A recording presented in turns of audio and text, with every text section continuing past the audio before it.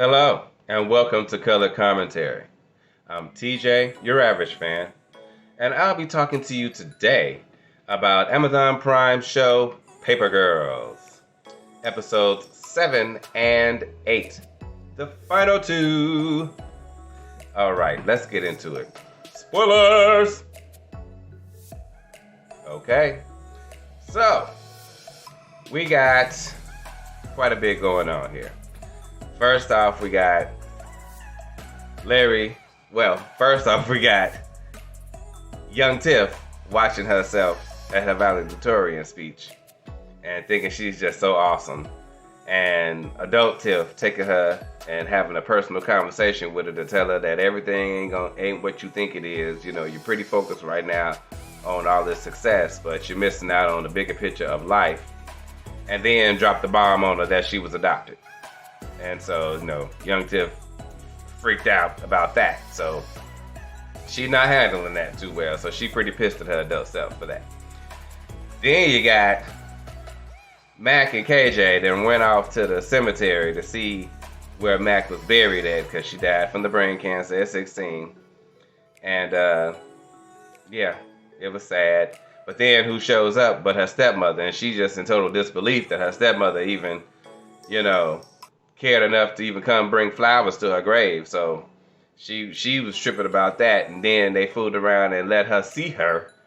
So now the stepmother is freaking out because she done seen this little girl. I don't know what's going to become of that, but KJ is convincing Mac to take the situation more seriously, that she might have brain cancer now, and if they catch it early, maybe they can do something about it.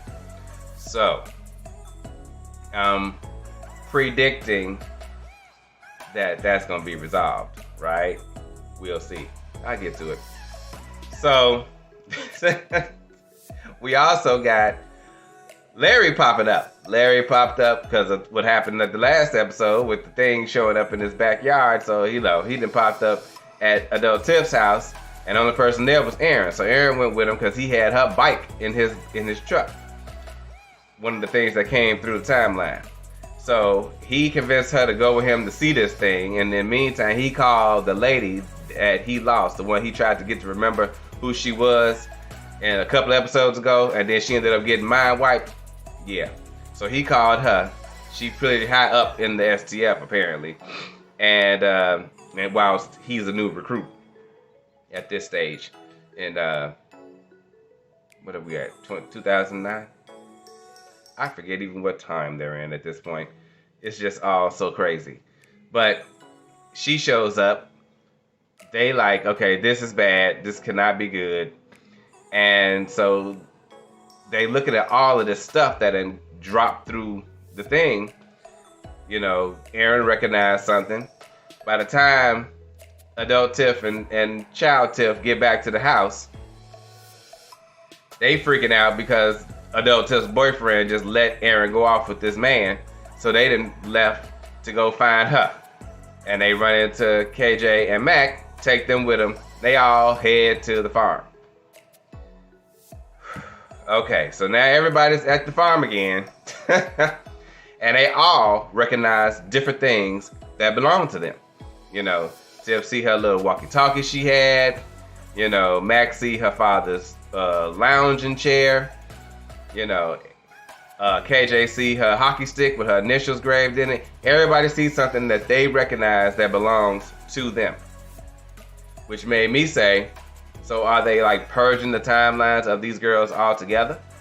I don't know. We shall see.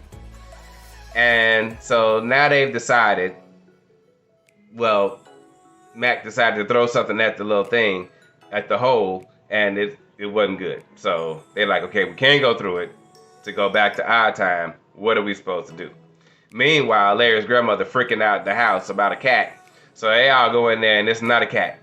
It's one of them damn bug surveillance drone bots that the old watch used. And so the other lady, I guess Jupiter, I guess is her name, she like, it's gotta go. Because now it's not gonna be long before they cathedral come through and try and kill these girls and ablude everybody. And they're like the cathedral. They're like, yeah, the mobile base that they got that apparently moved through time is their home base, and they should be here within the hour. And so she got a shotgun and blew up the drone. So that's what happened to the drone. I don't know what these girls are gonna do, but I'm gonna tell you. What they did was decide to try to contact Naldo and the other two dudes that took them in the future in the first place with the CB radio. So they're trying to use the walkie-talkies. Well, the Jupiter woman is, and it's not working. She's not getting the signal through.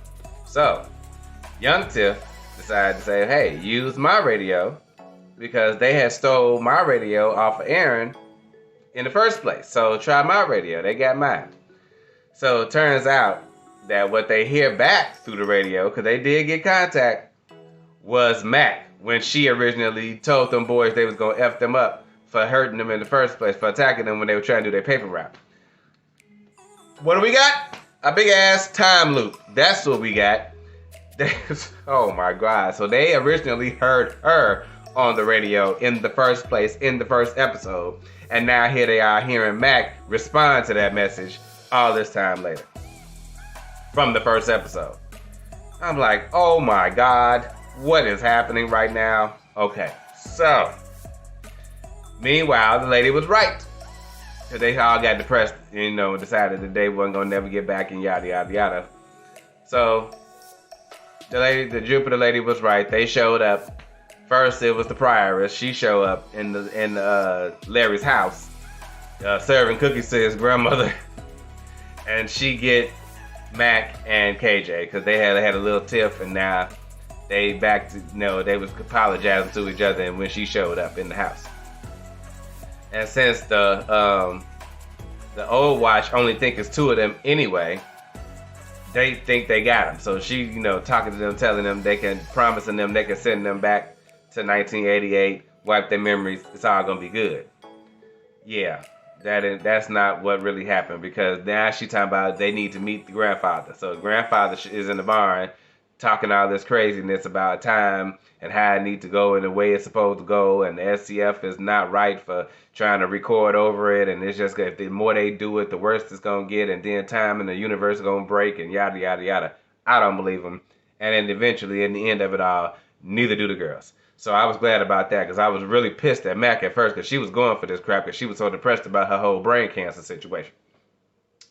Yeah, after he destroyed her tape that her brother made for her and broke her Walkman, yeah, she was kind of done with him. She's like, screw that. I'm good, because KJ wanted him to take them to the future to cure her brain cancer, but no, that ain't what happened.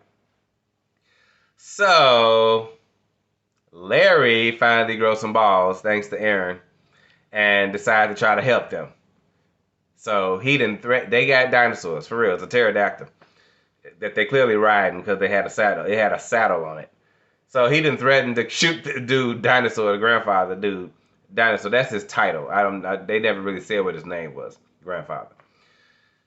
Anyway, he like, no, don't do it. And then the girls got away. They still don't know about the other two girls, about Aaron and Tiffany yet. So, in the end, grandfather sick his pterodactyl on Larry, and he gets eaten. So now Larry done been burned to a crisp by a mech, and now this time he been ate by a dinosaur. Poor Larry. Larry's fate just don't work out. Later Larry, early Larry just have a bad time. It's insane. So, and then they obliviate Jupiter. So she went up in the light, went up the thing. And so now young Tiff is trying to tell, older adult Tiff is like, come on, let's go. We got to get out of here. I don't want to get my mind wiped, because I want to remember all of this. And young Tiff like, look, we're not leaving, but you can go. But she didn't leave.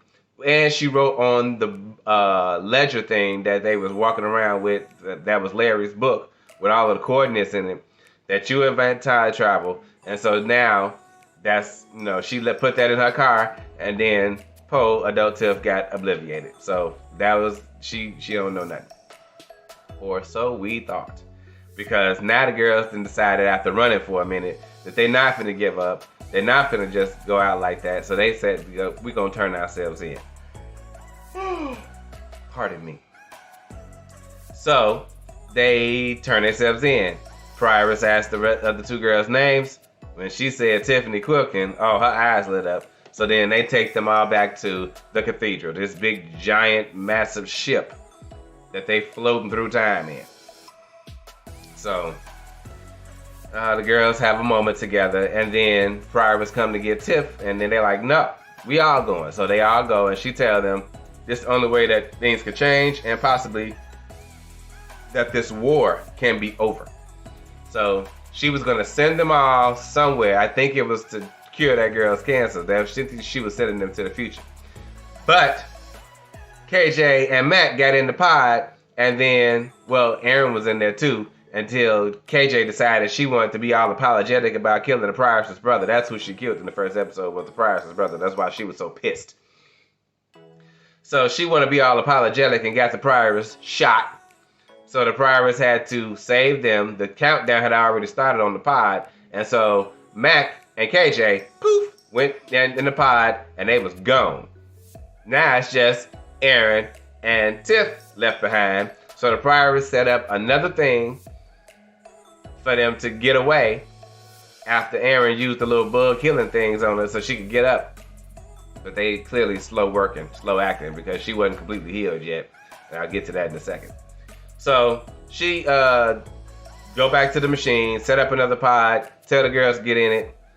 And Aaron and Tiff, boop, gone. Grandfather's pissed. He didn't snatch the bugs up out of the Pryoress, so now she is dead because they didn't get a chance to heal her good, so she bled out. And he's pissed about this whole situation about all them girls getting away, because she told him like that was the Tiffany Quilkin, apparently through her institute, and sometime after that into the future, she is the one who sets up all this time travel shit. I'm like, oh my freaking God. So that's why they never showed her in the adult form in 2019, because her institute is going to have something to do with the whole time traveling thing in the first place. So dude was like, no, I'm not happy about that, which made me say, yeah, y'all just want to keep this shit going so y'all can have it how y'all want it in the future. F you, dude. F you. So then we have, they don't show us where Mac and KJ go. They clearly went to the future because she was supposed to be getting her brain cancer solved. They don't show us that. They show us where Aaron and young Tiff landed in the farm, and they go and they like, well, where are we? We don't know where we are yet. So they looking around, walking through the corn. They hear some sounds, so they go, and it's a whole drive-in thing going on this farm. Apparently now they're in the 70s. Don't know what 70 what, but the clothes and the cars all look like late 70s to me. So I'm like, oh my God. So they're in the 70s. The other two girls probably in the future. And somehow they got to get to figure out how did Tiff end up inventing all this crap in the first place. I don't know. But it's a clear setup for season 2. And I'm here for it. I'm ready. You know. So that was Paper Girls, episode 7 and 8. The conclusion to, what turned out to be a very good sci-fi show that was based on a comic book that I did not know about. Seems like one I definitely would have read if I knew about it. But yes, guys, that was Paper Girls. It's a very good show. It's got some twists and turns. It's got some revelations. You know, I will admit that some of the CGI and green screen made me question some stuff in these last 2 episodes, but I was like, it wasn't too much where it took you out of the scene or made you completely lose all hope in the show. So that was decent. I mean, and then you could tell they had to spend a lot to show this cathedral and all of this stuff and everything that was going on with that. So, you know, they might have been pushing the limit on that one. They might want to ask for some more money in season 2. But overall, this was definitely a good show. I would recommend it. I enjoyed it, and I hope you guys do too. If you're watching this review, don't just watch this and not watch the show. Watch the show. Support it, please. It's just good stuff, and I just need to tell people about it, and I'm telling you, my other Fanners who enjoy things like this, have a great day, everyone.